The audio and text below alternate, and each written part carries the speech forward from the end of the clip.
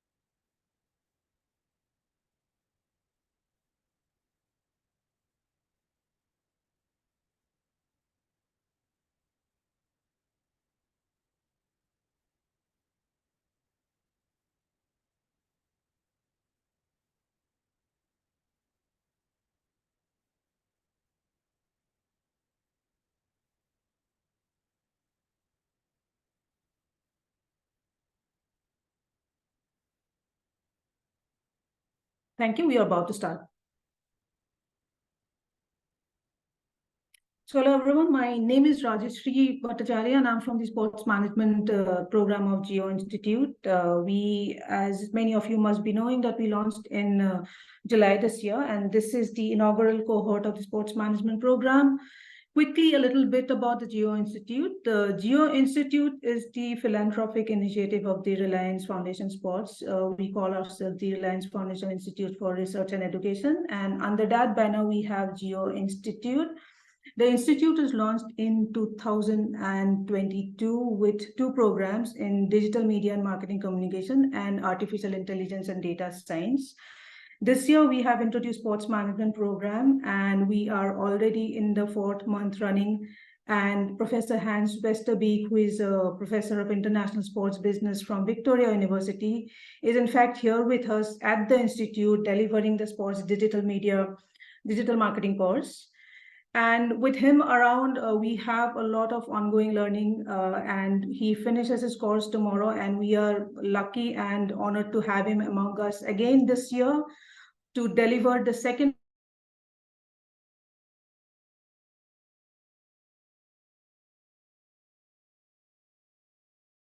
back amongst us. Very interesting topic relating to that data-driven decision-making in the sports business. At the Institute, we haven't begun our sports data analytics module. However, this is a very good start to provide the foundation for that, and also, extracting a lot from digital marketing and media in sport. So, Professor, it's over to you, and we look forward to an interactive session. This floor will be opened up for interactions and questions at the end of the session. You may type in your questions in the chat box or the question and answer section. Over to you, Professor. Thank you very much. And thank you for having me again. It's been an eventful and very interesting few weeks here at the Geo Institute. First of all, I want to congratulate the Institute, and in particular those who have put together the sport management program that's now been running for a couple of months. I must say it has been very visionary and very timely in terms of the launch of the program, the quality of the program, and also the direction of the program, when there's a very clear intent to start providing highly educated professionals to an industry that is growing very rapidly. It's really coming on steam in terms of the professional side of sport in Indian society, but the industry, I should say, is very much moving, beyond cricket, if you like. Cricket was the one and only sport for a long time that received attention, both in the media and also in terms of the public passion. But I think the industry now is maturing to the extent that a whole range of other sports are starting to generate significant levels of attention and interest, also passion.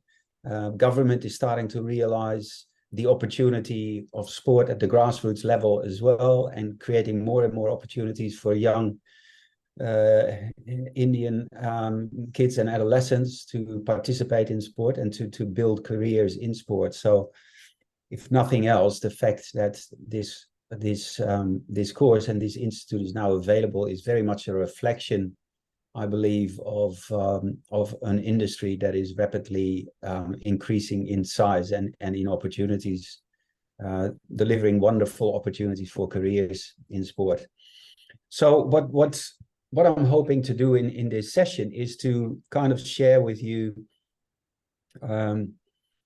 obviously, specific insights in relation to data and in relation to the business of sport, but also in the process give you a flavor of where the industry is going, what are the key drivers of the industry in terms of its current and future success, which type of knowledge and capabilities are required by professionals who aspire towards a career in sport and in the sport industry.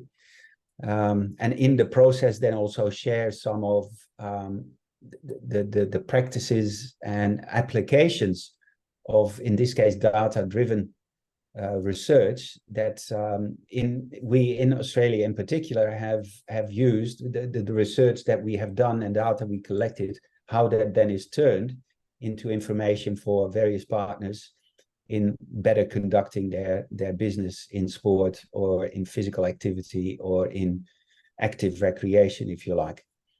So on that note, I'm just going to share my screen with you and go use some PowerPoint slides to narrate my story a little bit better and show you some pictures that are relevant in that context.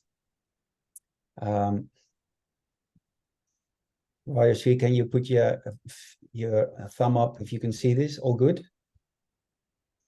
Excellent. Good. That's good to know. So maybe quickly a little bit of background in that. You probably need to know that I wear a few hats in order to better understand where I'm coming from when it comes to talking about data and sport. So, as noted, I am a professor of international sport business, which really is a perspective that I take that is literally international or maybe even global, in that I look at sport through the lens of how is sport produced in different nations, in different contexts. And obviously the sporting system in India is in a very unique position in the history of sport, if you like, in terms of its current development. In a completely different way, the Indian sports system is developing compared to, for example, the country that I adopted, or that I was adopted to, rather, Australia, but also my country of birth, which is the Netherlands. Those sports systems are quite different, and therefore, if you look at those sports systems through the eyes of an international sport business lens, you can learn from what works, what doesn't, what's popular in one country and what's not popular in another country. In that context, I also look specifically at participation in sport and physical activity. That's what we do in the PASI research group at Victoria University and Federation University in Australia. It is the Physical Activity and Sport Insights group, and I will share some of that research, data-driven research, a little bit later in this presentation. And then beyond that, and this is also part of the reason why I'm at the Geo Institute teaching a course specifically focused on digital marketing. That's the hat I wear as a non-executive director of a digital marketing agency, which was founded in the Netherlands, but also has offices in Belgium, Poland, and more recently in Australia. So that hat I wear from a digital marketing perspective, and much of the information I'll share with you today is related to the digital context in which all of us increasingly live and depend on. So that's the perspective. What I'm hoping to do is give you basically 4 little mini stories that all add up to this puzzle of data-driven decision making in sport. First, I'll talk a little bit about the digital revolution and how data is important in that. Then I'll talk a little bit about what organizations call digital transformation, of how organizations move from what we call analog and maybe paper-based and spreadsheet-based bureaucracy to a fully integrated, platform-driven and digital tools-driven environment. And that's what we call the digital revolution, and how digital transformation is a process that organizations go through. In part 3, I'll then use 2 examples of projects that I've been involved with, have been the leader of, as examples of data-driven decision-making. And then towards the end of the presentation, I'll briefly talk about what are the major challenges when it comes to digital transformation. Now, obviously, all of this is in context of courses and programs such as the sport management program at Geo Institute, where much of this type of information is critical in the education of professionals for this business. If you miss, as a professional in the industry, if you miss the digital transformation of organizations, you basically miss the main road that the industry is moving towards or on in terms of business success. So this is absolutely essential knowledge when it comes to studying the sport industry and becoming an active sport professional in it. So let's first talk about this thing called globalisation 4.0 and the digital revolution, the era in which digital technology has increasingly started to basically format and build up the world around us. Globalization as the process of increasing interaction between larger groups of people, not only within nations, but between nations, between continents, between organizations. So increasing interaction. And in globalization 4.0, that interaction is primarily driven by digital technology, by the opportunity with high-speed internet and high-speed servers, cloud-based repositories of data that people can move in and out of in order to communicate with each other and also conduct business. So that's important to know, that the digital capabilities that we now have driven another level of interaction between people and between groups in society. The interesting thing there to realize is that 20 years ago, the most powerful organizations on earth, from a business point of view, were those who were in control of finance and energy.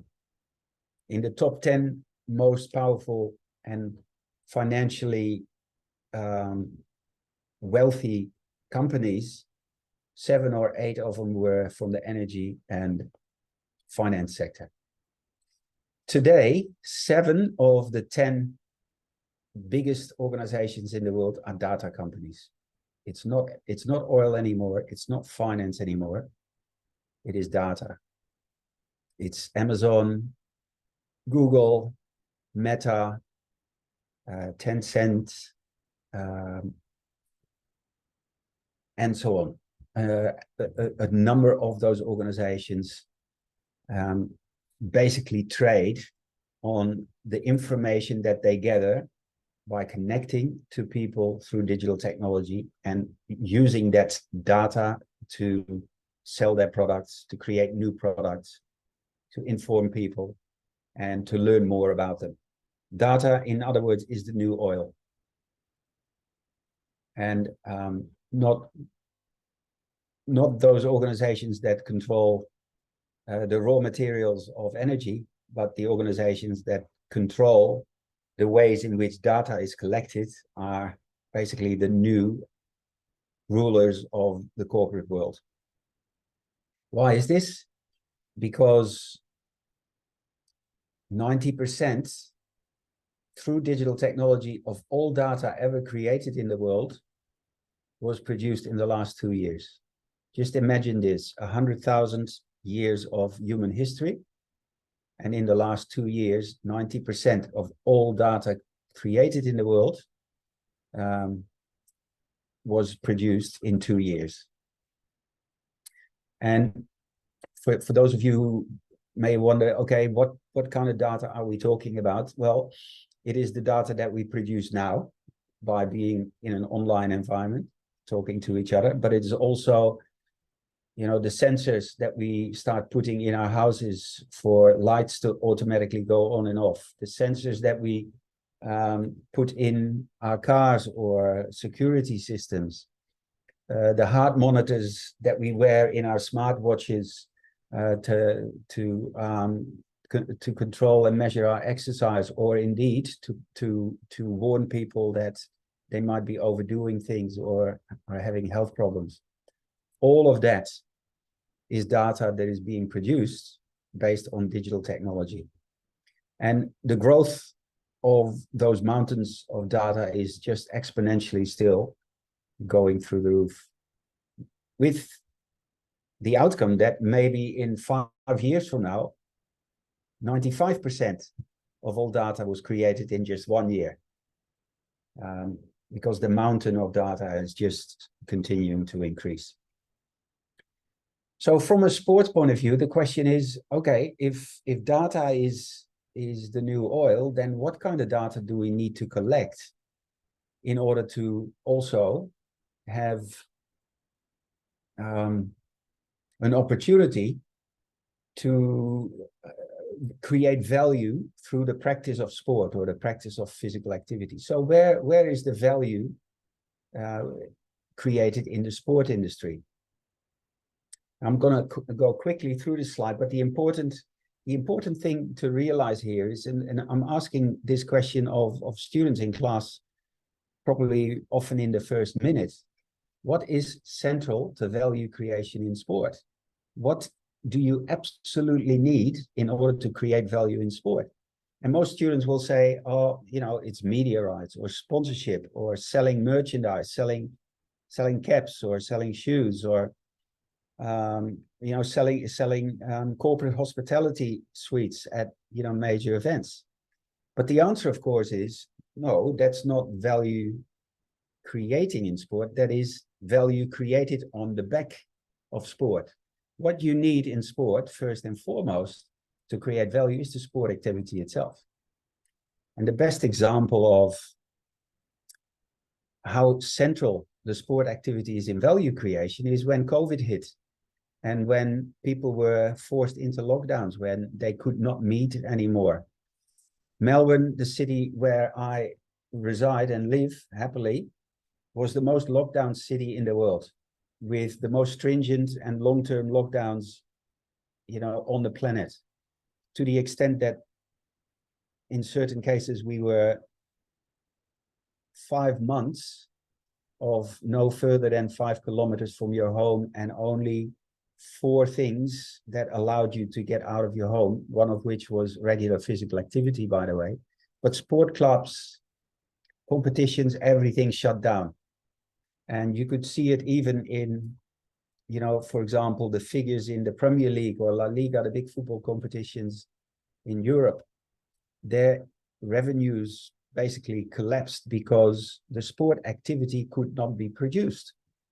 People were not able to play or spectate sport, and everything else that, you know, surrounds the sport activity, from spectatorship to playing sport, to using sport as a way to sell sponsorships, you know, from online to on-site, to amateur, to professional sport or recreation sport, or using sport for health purposes, for sponsorship, for advertising, for education.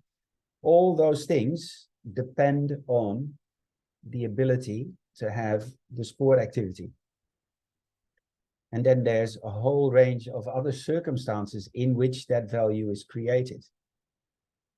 You know, sport equipment is useless if you don't have sport activities to play in. And the best possible example of how important the sport activity is that probably resonates with an audience that's largely Indian is that when Kerry Packer, the Australian media mogul, said that Test cricket is so boring, nobody wants to watch it anymore on television, I'm going to do something different. He basically took the sport activity at the center and said, I'm going to turn it into a more spectacular version of Test cricket. I'll call it one-day cricket. I'll put the teams in colorful uniforms. We give them maximum 50 overs to bowl, and then the other team can go and they have to slug it out against each other, and we get a result at the end of the day. And that took off as an amazing success on television. And the value that suddenly was created by changing the sport activity was phenomenal. Now, ever since we've seen the birth of 2020 cricket, which is even more of a slugfest where, you know, kids love the activity and the constant, you know, going for 4 or 6, etc. But it is a really good example that if you are able to turn the sport activity into something attractive, you also create a lot of value around it. And that's where the data question comes in again. Okay, so what kind of information do you need to collect in order to enhance your ability to, for example, provide a better spectator product, to provide a better participant product, or to give more value to sponsors who want to associate with you as the producer of that particular sport.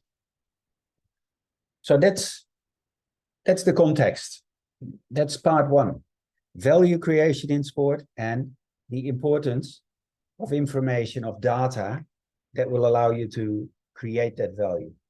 Now, a quick sidestep in terms of the theory, if you like, of what is digital transformation. What does it take from an organization that lives in a world of paper-based documentation, spreadsheet delivered information, to a world where your customer relations management system, your database, your social media channels, your platforms, your website, your e-commerce is all integrated into a system that where the different parts of the system talk to each other.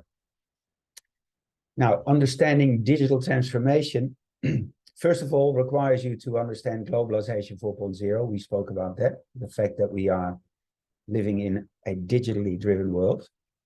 But for a simple, very simple definition of digital transformation, we need to know what we are trying to create, and we call it a digital data ecosystem. You know, think of it as the Amazon rainforest with all the flora and fauna, the animals, the plants, the trees, in an amazing diversity of interaction, not necessarily harmony, but it works, right? The Amazon rainforest works.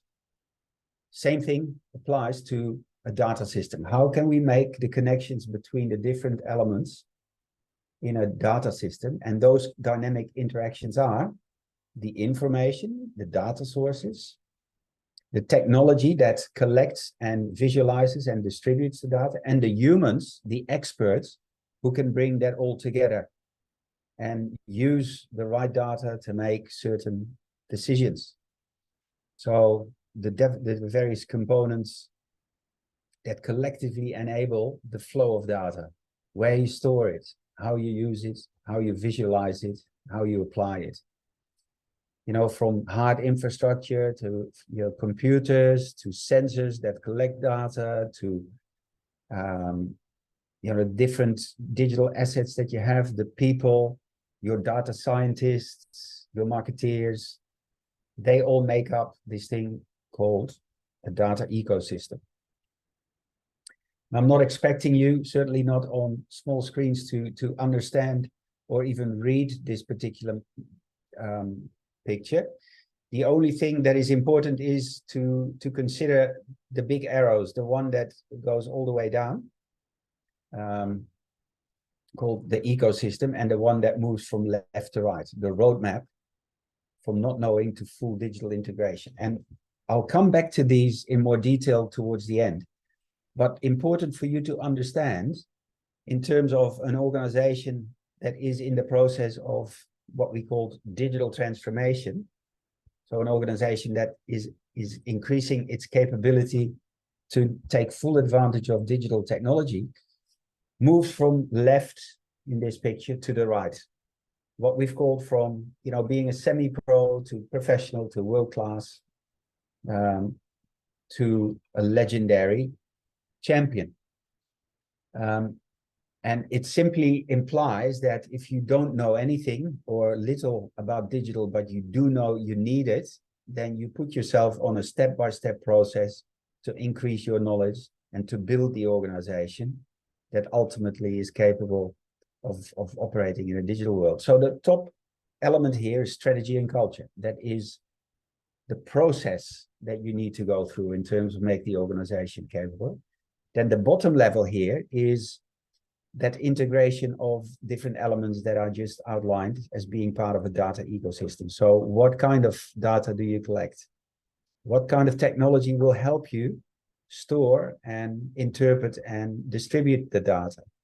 What processes do you put in place in the organization, for example, to collect data, to make the different parts of the system talk to each other? And ultimately, which people do you hire? What level of education do they need?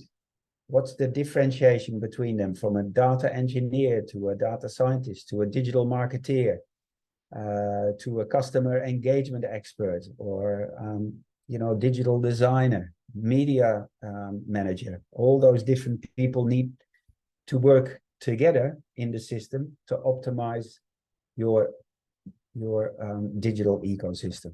And like I said, I'll come back to this picture a little bit later to give you a more specific view of the different components. So I'll skip these two and now go to part 3.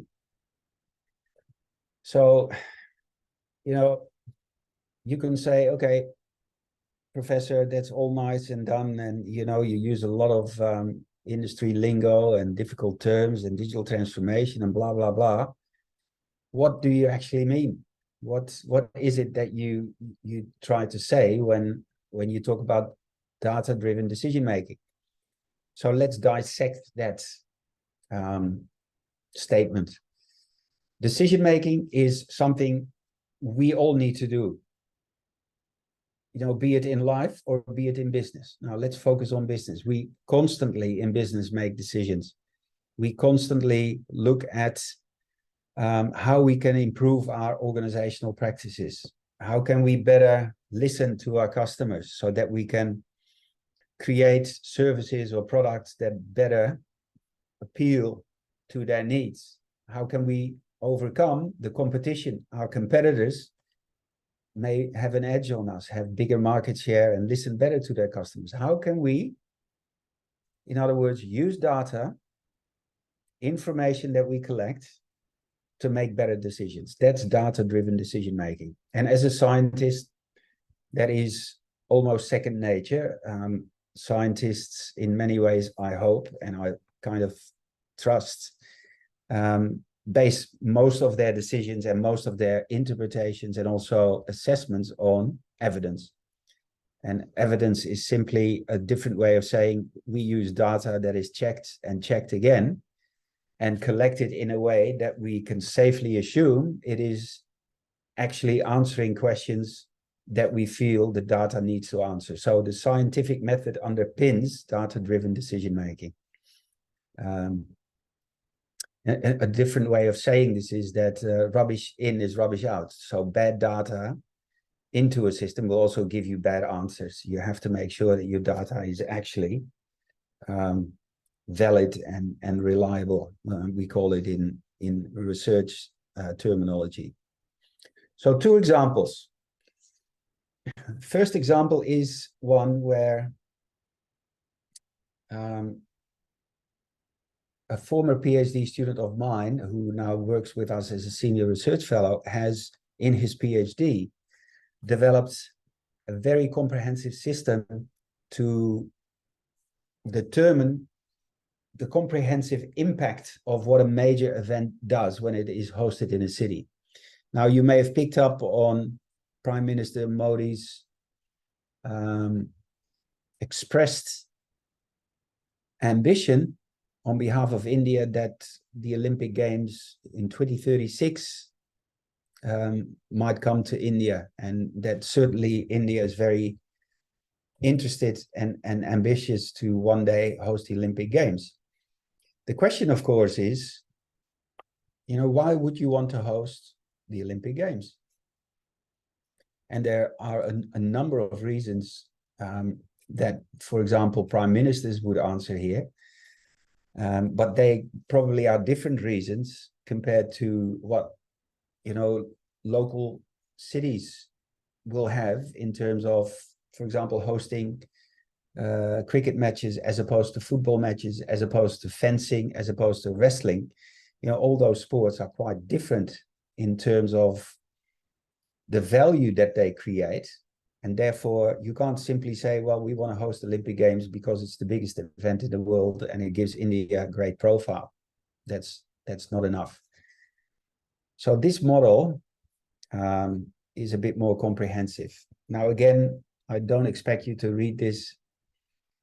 The only reason why I'm putting this up in a more comprehensive way is for you to understand that it's not simply economic or media or sport that we measure. It is actually underpinned by a whole range of measures that are subsidiary to economic impact. For example, we measure economic impact by how many tourists come to the destination, how much new infrastructure is being built, how much direct income is generated by ticket sales, how much business activity around the event is actually generated, how much sponsorship is being sold. So all of those measures need to be considered when you measure the economic impact of an event. And you can basically repeat that when we talk about media impact, when we talk about the impact on sport, which sports, for argument's sake, after after the IOC announced at the meeting a couple of days ago that cricket will be part of the LA Olympics, what will be the impact of that participation of cricket at the Olympics on the sport holistically? Will it increase its popularity across the globe in other countries? What is the social impact of the event? What is the impact on the brand of the event, in this case, the Olympic Games? And ultimately, and increasingly important, what's the impact on the natural environment? Now, again, this is a presentation about data-driven decision-making. What data do you need to collect in order to measure in a trustworthy way what the impact is? I'll give you one example. And again, don't get put off by the enormity of information presented on one page, because it is to show to you that a model like this is built up first with the identification of what could we use as measures. So which data could we collect? And here's, I think, about 43 different categories of information that we potentially could collect. But, many of you will say, well, that's just impossible. You can't collect that and then think that you have to do the same for 5 other factors. And you're right. We can't, because most of these categories may be measures, but is the information available? Is it trustworthy information? Is it economically viable to go and collect the information? So you may end up choosing, the three most likely measures to collect information. For example, does the event lead to increased participation? That's a good measure of social impact. Does it lead to a measurable sense of pride from what the event leaves behind? Or are more people now volunteering in sport? They are all measures that you can probably easier numerate, that you can use for the impact measurement of, in this case, the social effects that a major event will have. And that ultimately came to, the measurement of social impact through this particular model. Again, I won't bore you with the details. It is only to show you that a model like this, in its inception and how you build a model, is quite complex. A PhD is not a little job. A PhD is, in this case, a 4-year project of full-time work. But the outcome of it is then also a very rigorous model that allows you to come up with information that is real, true information you use for decision making and planning. In our case, Australia hosted the FIFA Women's World Cup a couple of months ago, and our team has used this particular model to create a report card for the impact of the World Cup. And for those of you interested in football, soccer, that is, you may have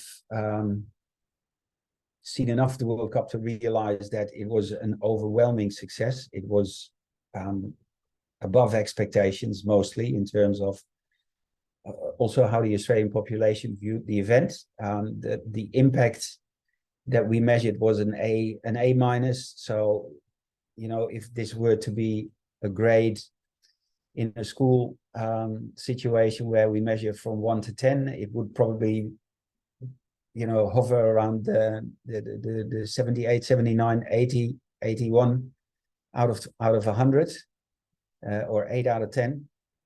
Economically, the event was massively successful. In New Zealand, not all the matches were sold out, but in Australia, most matches were just sold out, even when two teams were playing who were from completely different regions of the world. The games were still sold out. The social impact of the event was significant in terms of the different volunteer programs that happened. The impact on the popularity of football for females in particular was huge. Although media impact was scored as an A, there was a little hiccup in that the event was sold to Optus, who chose to only show 16 of 64 games. And many of the games could only be watched on TV behind a paywall, which was certainly, in my opinion, a big missed opportunity.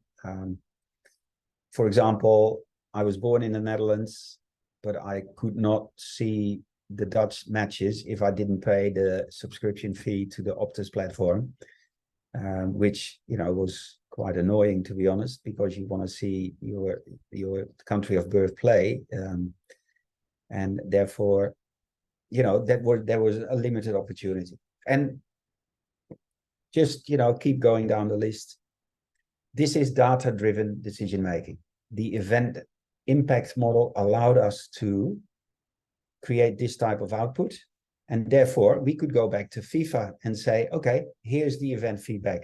This is what your event achieved in terms of those 6 measures. And we could give very specific information, about the environmental impact, the economic, social, brand, media, etc. output. It also allowed us to go back to the organizers and say, here's what's success and here's what's failure in terms of your legacy program. What did you want to achieve as an outcome of this event? and how sustainable are those outcomes into the short and long-term future. We could reflect on the public sentiment. How positive was the event received in terms of national pride, in terms of communal pride, in terms of the impact on communities where the live event was being shown, and ultimately also as an opportunity to say, if you were an investor from a media or sponsorship point of view, here's some numbers that will give you a really good indication of, was it worthwhile putting money and resources into this event, or did it not return the investment in terms of the objectives you set as a commercial organization? So that's data-driven decision-making, a model that took us a long time to develop, but that now has this amazing opportunity to be applied to major events like the FIFA World Cup, but also to events like the ICC Cricket World Cup going on right now, but also more localized regional championships or local championships, where probably social impact becomes more important. The second example is where I said, I'm also a director of a group called the Physical Activity and Sport Insights Group. And we conduct an annual analysis of registration data of 13 major sports. We basically have an opportunity to, and when I say registration data, we get the records of 13 major sports in the state of Victoria, of all people who pay to become a member of a sporting club and play in their competition. So this is not a sample or assessment. This is the real data of all the people in those 13 sports who pay to become a registered member, and of whom we therefore know with a high level of certainty play sport in that particular sport, to almost 1 million records every year. It is the largest research study of sport participation, not only in Australia, but in terms of census-based, so real absolute numbers of sport participation. There's no such study in anywhere in the world, for the simple reason that it's really hard to get organizations to hand over their data sets in terms of registration data to one organization who then externally measures this. So this could only happen because our contract for this project is with the Victorian government and with the Victorian Health Promotion Agency, who basically have said to those sports, first of all, you're going to get this for free. The sports don't have to pay anything, but you're going to have to hand over all your data on an annual basis. You're going to get a specific report back that looks at your sport, and you're also going to get an overall report that compares and contrasts the different sports in various areas, so that you give those sports an opportunity to modify their approach to recruitment or retention in those sports based on the data that are provided by this project. So we, for example, know that 24% of those in Victoria who are 4 years of age, this is a big percentage, by the way, a quarter of 4-year-olds are actually a member of a sporting club in Victoria. 54% of kids in the age group 5 to 9 participate in a sporting club, and 64%, 2 in 3 kids between 10 and 14 years of age participate in sport in Victoria. And then, the big drop-off is in the adolescent puberty years, when kids are, in the final years of their high school education. Other interests become more important. Boyfriends, girlfriends, going out, doing other things. And suddenly there's this big, immense drop in participation. Males participate more often than females, and we also have very specific information about regional versus urban participation. So the countryside versus city-based sport participation, where we know that sport participation is actually a lot higher in the regions than in the urban areas of the big cities. So again, this is interesting information when you see this in a little graph. And but the question is, you know, what do you do with it? What are the data-driven decisions you can make by having access to this information? Well, it's pretty straightforward, because the government funds this particular research. They also now are in a position to advise various local government areas where to build new sport facilities and where not to build new sport facilities. If, for example, one area has an oversupply of tennis courts, but people are not really interested in playing tennis by sheer numbers in terms of membership of clubs, then of course you're not going to approve a license to build more tennis facilities. If indeed the records tell you that a lot of people want to play basketball, but there's not enough indoor courts, then you use that to plan for and where the location of new facilities will be. And that continues when you talk about subsidies, decisions, where certain communities are rapidly growing, and there's particular focus for girls and older females to play sport, given that disparity between participation. So create more opportunities for girls and females to participate and direct government subsidies to those areas. How to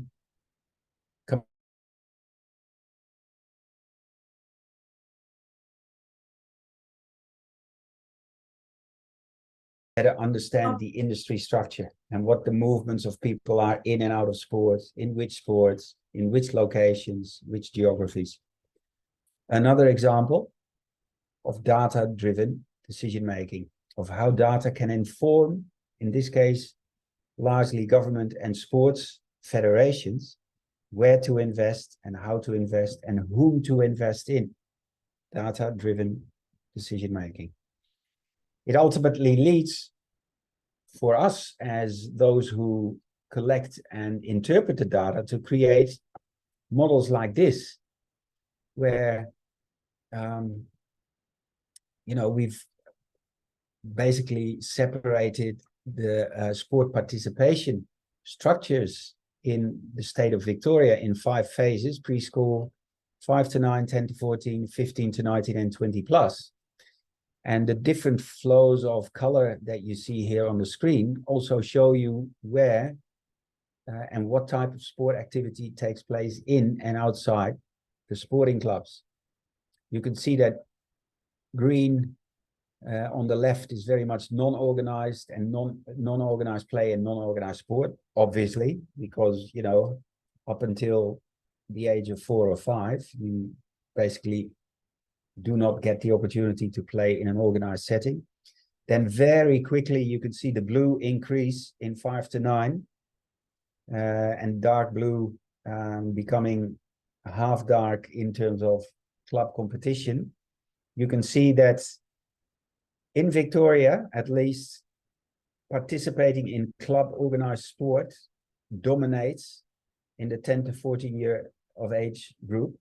And if you then quickly go to 20 plus and look at the bottom, the bottom right, you see that actually very few adults continue to play in a club in an organized environment. That sport in an organized club setting in Victoria, at least, but in Australia in general, is very much a young people's game. It is a 5 to 14-year-old environment where increasingly, the older you get, you play in an organized social recreational setting, but not necessarily in a sporting club. It is happening in other organized settings, and in some cases in non-organized settings. And here you have to think about private providers who, you know, provide basketball or football or cricket competitions outside the organized federated system. So ultimately, again, a data-driven model that allows you to better create an understanding of where sport participation in this case takes place. Now I realize I've been talking for a long time, so I'll spend a few minutes in this final bit to talk a little bit about what are the challenges, what does the future hold. Well, if nothing else, if I haven't made that clear in the early part, then I'll do it right now. If we try to push sport down people's throat, then we're taking the wrong approach. We actually have to listen to those who may want to play and have a customer-centric approach. Digital technology allows us to turn this person that we know nothing about into a person that we know a lot about. And that is by creating that data collection and data transformation system and using our social media platforms, our website, you know, all those different elements to collect information, to know the mobile phone number or the email address of John in this case, so that we can engage John in talking to us about his passion, about his favorite player, about his family, so that we collect that information and we can create a much better offer to John.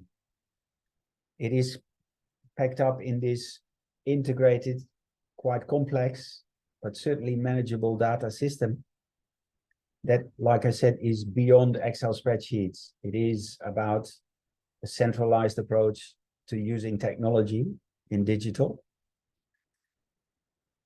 And I need to give you, you know, a 30-second story here. If I ask my 13-year-old son who wants to be a YouTuber, what do you prefer?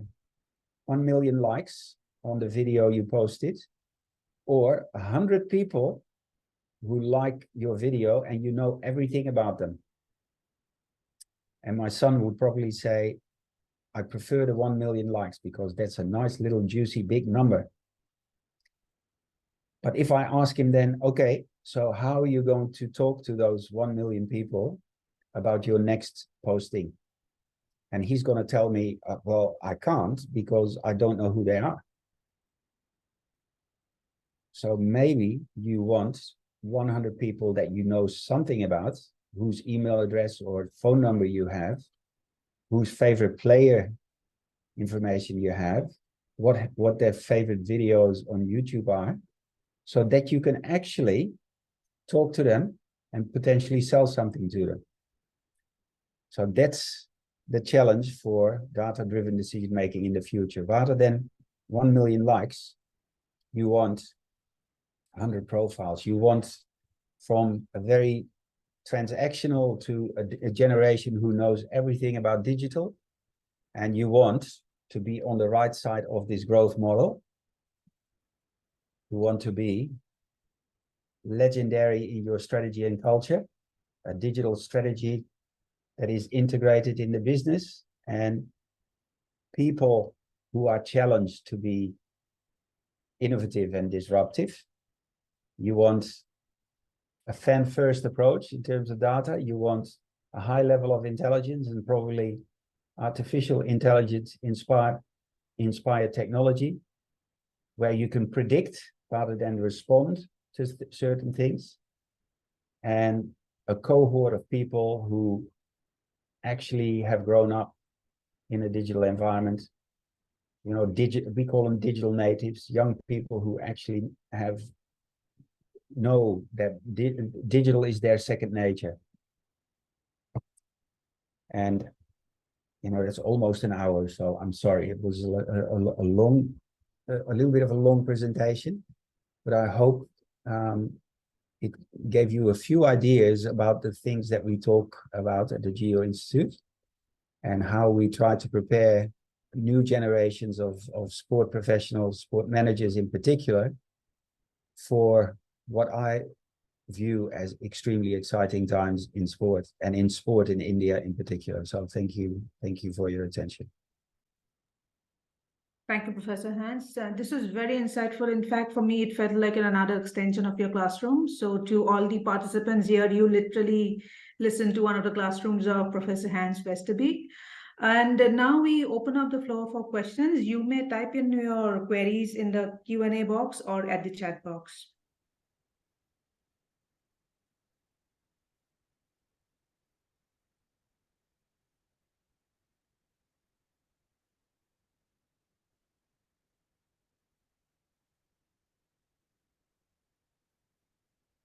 I can see there's a few questions answered already.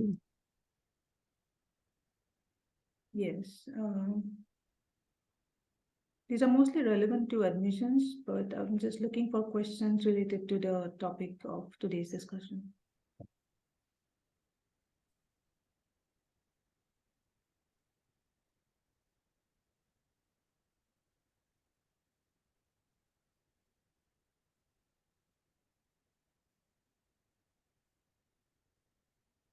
If you can't think of a question or need more time to formulate a question, also more than happy to receive the questions after this session in your engagement with the Geo Institute, and then provide some written answers that the colleagues can send back to you.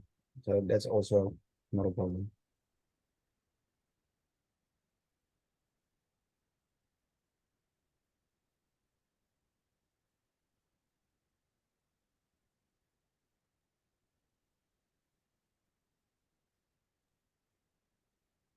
Actually, I think since we don't have any questions right now, even if any of the participants, have any questions at any given point, they're most welcome to write their questions at admissions@geoinstitute.edu.in, and we will, seek answers from Professor Hans and we'll get back to you with the answers. Thank you, Rakesh. We just have one question, and this is from Harsh Trivedi. He's thanking you for your session, and just mentioned that you have mentioned that 90% of data is created in the last 2 years, and he wants to know how data privacy will play a role in sport. Oh, that's a massive issue, and one that is tackled by various agencies in different regions of the world in different ways. I think the European Union in particular is probably most advanced and most strict when it comes to data privacy and permissions that you have to seek in order to use the data that people or that organizations can access.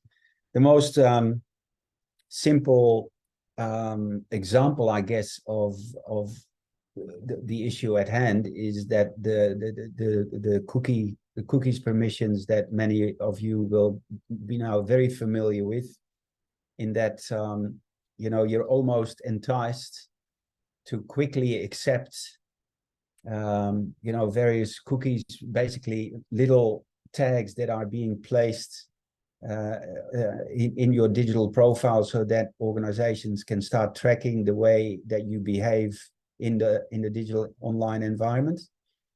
And because we become increasingly impatient and we just want to get to the information that we're seeking or the engagement that we seek in the digital environment, that we quickly say, oh yeah, accept all cookies or accept all choices, where when you don't specifically look at what that means, it may well be that basically all the information that you leave in those digital environments of those organizations will be used to identify what your behavior online is like, which effectively leads to organizations getting a very clear picture of your preferences, your online surfing behavior, where you go to more often than not, and therefore that in turn builds up to a profile that allows those organizations to target you specifically with certain offers that are custom made and directly related to the way that you act online. So the privacy issue is huge, in that there's always going to be a little bit of a balance to be found between the information that you leave and what is acceptable. And another question is, how does data differ across countries? Well, the data not necessarily differs, but the way in which data can be used and is allowed to use does differ. And also the behavior and understanding of people in terms of their data is quite different between different countries. So that probably is the best way of putting it. Thank you, Hans. We have 2 more questions from Aman Sharma. If you can see the screen, he's asking, can a person create an organization for multiple sports with different data sets? His follow-up question is there a way to absolutely provide no data whatsoever anywhere? I think it's extremely difficult to not provide any data, because by the sheer level of engagement that as soon as you engage online, you leave footprints, digital footprints. Even if you say, I don't want any cookies to be placed on my profile, your past behavior, accessing, being online, are all traces that ultimately, any good investigator will be able to trace those steps back to some kind of behavior. You have to look at it from the perspective of, a crime investigator who basically uses whatever information is available to put together a pattern that, in one way, shape or form informs, a behavioral trace or track.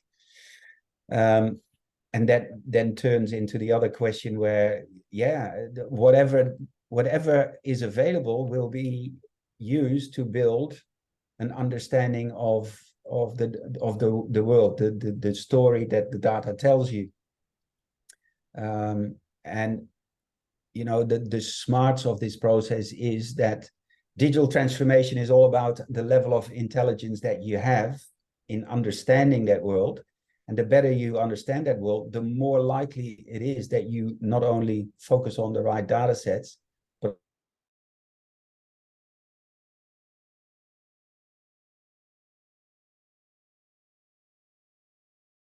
use certain data.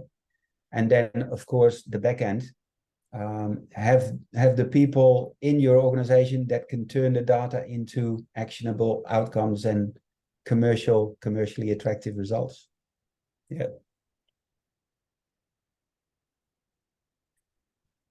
Thank you. Thank you. We have another question from Tejas Sharma. He's asking, any case where you have seen a sports data set used to shape another sports? Now, first of all, I'm just going to walk to my... You're navigating the campus now. Now, the power, because I'm not on... I didn't plug in. And I don't want to lose the audience. So here we go. Yes. So that's just making sure. All good. Could you repeat the question? Yes. This is Tejas Sharma is asking, any case where you have seen a sports data set used to shape another sport? Well, if the question is about basically building a new sport, then I guess the part answer is that, whatever information you have about elements of a sport that are attractive and that people like more than other elements, that type of information can obviously be used to modify existing sports or new sports. I guess an answer to this question, in the best example that immediately pops in my mind is the emergence and commercial success of UFC, the Ultimate Fighting Championship, which is mixed martial arts. It's basically a combination of different sports turned into a new product, where 25 years ago, there was no such thing as UFC or mixed martial arts, but They put together, you know, boxing, karate, their fist fighting, you know, anything you can think of, judo, taekwondo, all together in a version of cage fighting that did not have any regulated national authority, international federation. It became a merging of the attractive elements of various different martial arts disciplines, all packaged to one in a highly commercialized and call it private initiative. You know, it's not UFC still is a privately owned company, hugely successful and built on the insights of, you know, the attractive elements of different sports, all built together in one particular offering that is you know, scoring commercial after commercial highlight, and very much a digitally transformed sport where the digital platforms and various ways in which you can engage, you know, through social media channels or various media channels with the sport. So if you're interested, look at UFC and dig a little bit into the background of the sport to understand, you know, how a new sport can be created.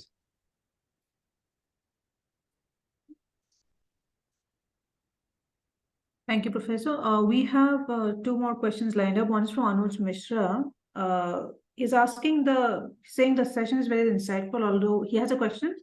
Data is something which is very important in an athlete's life journey. How can technology be used to capture data of an athlete from amateur stage to elite? Example, a kid going for amateur stage coaching of any sport will not have many data-driven answers of how is his or her game improving and which areas should he pay attention to. If we talk about performance data, then there's so many ways in which we today can capture certain parts of athletic performance. I mean, I'm wearing an Apple Smart Watch, and there's various versions of smartwatch that also wirelessly can transfer the data that it collects to you know, a data repository. If it is about collecting data from, you know, early career kids in amateur environments to elite, I'm not sure if there's you know, a structured way of doing that, unless you as a parent or you as a coach say, there's this amazingly talented kid at 5 years of age, I am now going to collect, you know, his or her performance data because I believe that this person will become an extreme talent down the track. I mean, other than, you know, registration data that you have of a kid playing sport, and some coaches may be collecting some GPS data, but in a structured way, in a career kind of way, I can't see that happening anytime soon. Other than, you know, 10 years from now, being implanted with a little chip at birth, and then, you know, start monitoring, you know, biometric or physiological data from when people get born. That's a little bit of a science fiction scenario, though.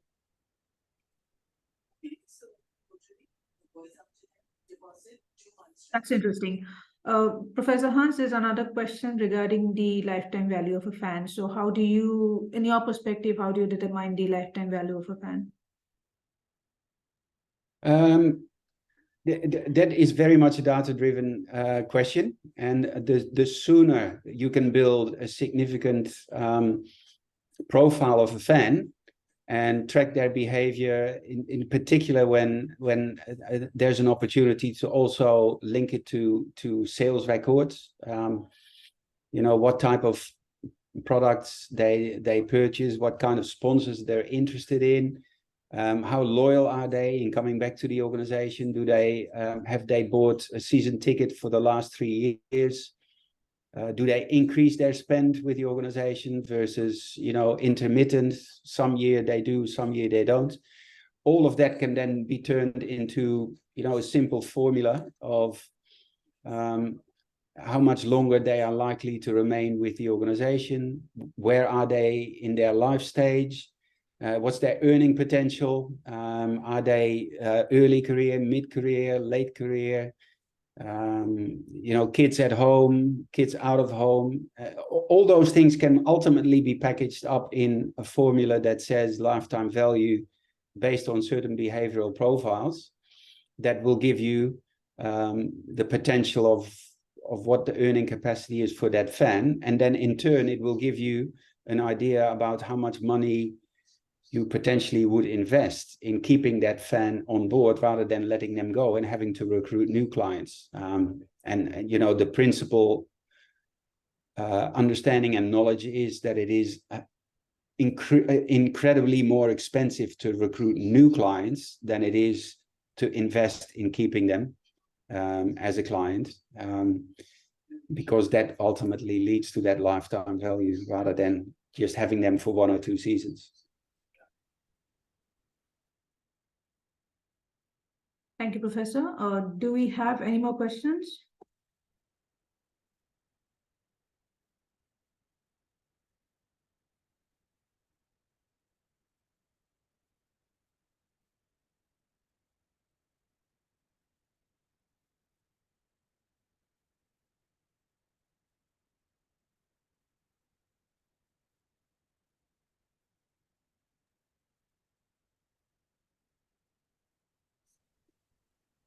I have one more question, just trying to read it out to you.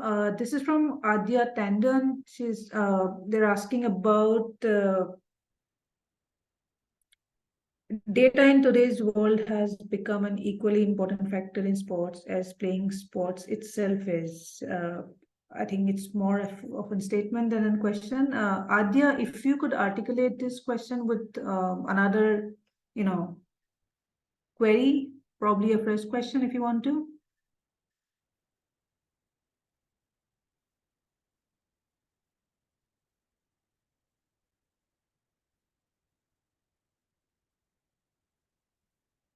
I believe this question is about, has data become as important as playing sport itself? The short answer is, if you take data away from sport, the purpose of the session in many ways was to show how important having deeper insights into the behavior of people in terms of their interest, their desire, their activity levels, in order for you to make decisions about playing sport. So it obviously, if you ask me, is data more important than playing sport? No, playing sport is an activity in its own right that hopefully we continue to do for centuries to come as humans. But data in that regard is important to be informed about how we can better provide for those opportunities, how we can, build better facilities, have better coaching, create more exciting viewing experiences, have more interactive opportunities for people to engage with, our superstars rather than them being distant and only seeing them on TV or in the stadium. So data will give us an opportunity to improve the playing and spectating performance.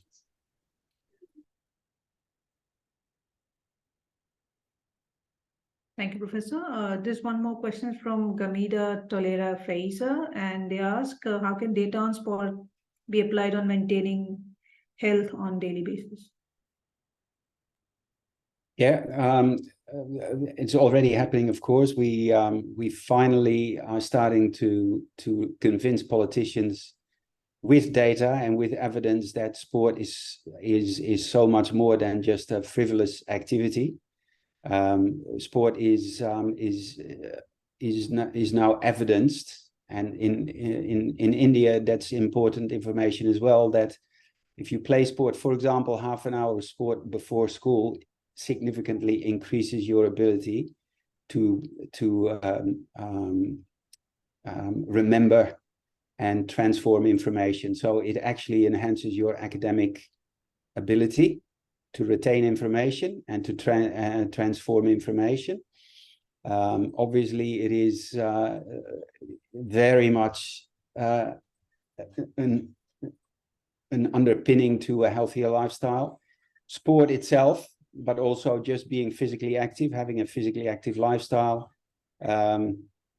Obesity being one of the sleeping epidemics that is rolling out across the world and in Indian society as well. And that's what we need. We need data to prove that those things are going horribly wrong when it comes to our physical and mental health, and what the impact of sport activity levels is on people's perceived and actual health levels. And that evidence is coming in leaps and bounds, making people realize how important physically active lives are.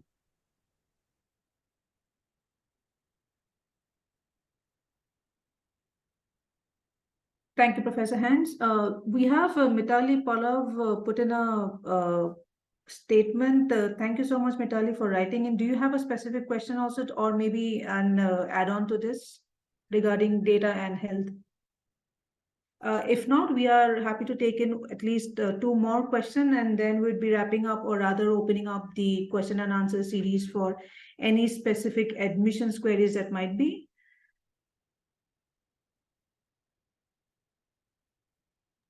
Thank you, Mitali. We have one question which is about will data play a role in frequent changes in rules in sports to enhance the fun factor or watchability in the future? Very, very interesting. To enhance the fun factor? Yeah, or watchability in the future. Basically, the fan engagement, the experience. Yeah. Look, in terms of marketing and digital marketing, what we've discussed with the students over the past few weeks is very much focused also on this level of increased fan engagement, to bring people closer to the action, to give them a sense of having an active involvement in the sporting contest, to comment on coach decisions, to comment on quality of stroke play, or to be engaged in popularity polls, in identifying who's the most popular player of the match. All those things make people more closely connected to the event, to feel that they are part of the event rather than just a passive observer. And again, you need data about what people prefer, how people prefer to be involved in fantasy sport competitions, for example. That not only does data inform you about it, but you also, in the process of gamifying, in the process of turning little games in social media apps or during live broadcast of sport, making people part of a little competition, a little quiz, or a little popularity poll of the most popular player of the match, or the best action of the match, in turn gives you information, if you collect that through a competitive or gamified approach, to how people like to engage, what is an extremely popular type of contest, when a lot of people decide to provide you with that information. So it's a two-way street. It engages people, but in terms of their engagement, gives you information again about what people like and what people don't like. So thank you all very much for staying online, and another measure of success of these events is stickiness. How long do people hang around? And I've seen that a lot of you have hung around, so that's a very good sign. It means that you've been literally very engaged in the discussion. So thank you for that. Thank you, Hans. Always a pleasure. And over to the team that may want to answer some of the admissions queries, if there are any. From my note, participants, you are welcome to visit the campus and experience the atmosphere that you've created around sports over here. Thank you so much. Thank you all. Bye-bye. Bye-bye. Thank you everyone for joining. I hope we have answered all the questions or queries which has been posted. you can definitely visit our campus, and you can go through our website for more details. And for any other queries, you can write us on admissions@geoinstitute.edu.in. Thank you so much.